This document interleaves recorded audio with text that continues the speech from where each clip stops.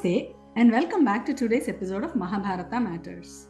In the previous episode, we saw that the Khandava Vana was burnt to ashes. That brings us to the end of Adi Parva. Among the 18 Parvas, Adi Parva was the first one, and now begins the Sabhā Parva. We saw that when Khandava Vana was burning, Mayasura took refuge in Arjuna. Since he took refuge, Arjuna protected him. Now, Mayasura wanted to do something in return for Arjuna for protecting him. But Arjuna did not want anything in return. But Mayasura insisted. Since he insisted so much, Arjuna said, "You ask Krishna, whatever he says, I will oblige to that." Krishna, being the Kapata Nataka Sutradhari, meaning he knew all the future past events that were going to happen, he thought it was time to set the stage to start destroying all the evil on earth. He asked Mayasura to build a beautiful palace for Yudhiṣṭhira. Mayasura was the architect of all the asuras. Being a great architect, that was the perfect job for Maya. He was excited. They all went to Indraprastha. They told Yudhiṣṭhira about the new palace that Mayasura was going to build for him. Everybody were elated. Krishna said he has to take leave and go back to Dwaraka. Nobody wanted him to leave, but Krishna said he will come back whenever they think of him. Krishna convinced everybody that it was time for him to leave. He took leave with his own chariot, the one that Subhadra and Arjuna had got from Dwaraka. Bidding farewell to everybody, Krishna ascended the chariot. Yudhiṣṭhira sat in the seat of the charioteer. He took the reins in his own hands. He said he will drop off Krishna till the edge of the town. The rest of them followed by foot. When they reached the edge of Indraprastha, Yudhiṣṭhira got off and the charioteer took the reins in his hand then. They all stood there watching Krishna for as long as they could see him, and they all came back to Indraprastha. Here, Mayasura had started building the palace. He said he wanted more materials. He had collected precious gems, diamonds, jewels. All these he had kept in a lake called Bindusara.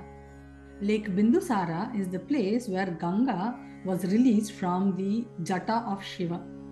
The power of Ganga was so intense that Bhagavan Shankara had to release her drop by drop by drop. Hence the name Bindusara. Bindu means drop, Sara means lake. So Bindusara was the lake where Ganga originated, and Mayasura had hidden all his treasury in that lake.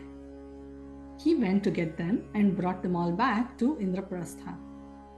Along with them, he also got a gada which he presented to Bhima. He also got a conch and he presented that to Arjuna, and he said that will be called as Devadatta. This is the Shankha that will stay with Arjuna forever. He also said the chariot that Arjuna used during the Khandava Vana burning would stay with him forever.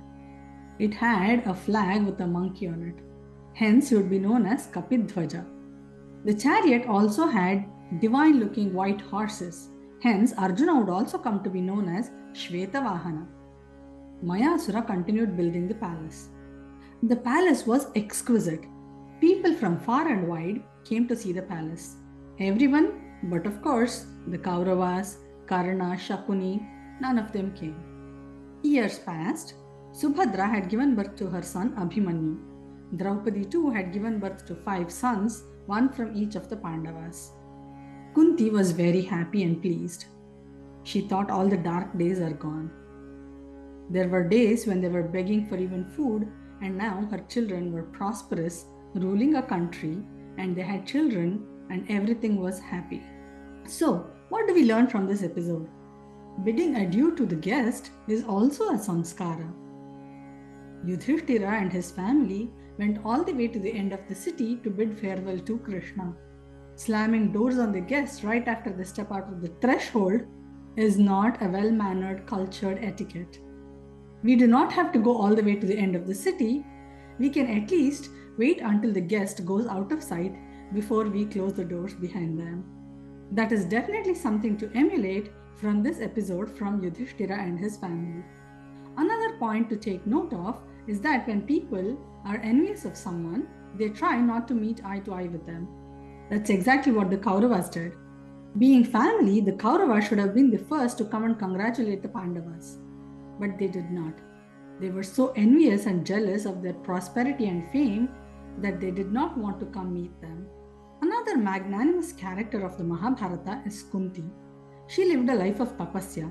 She had hardships throughout her life, but she did not whimper. She never complained.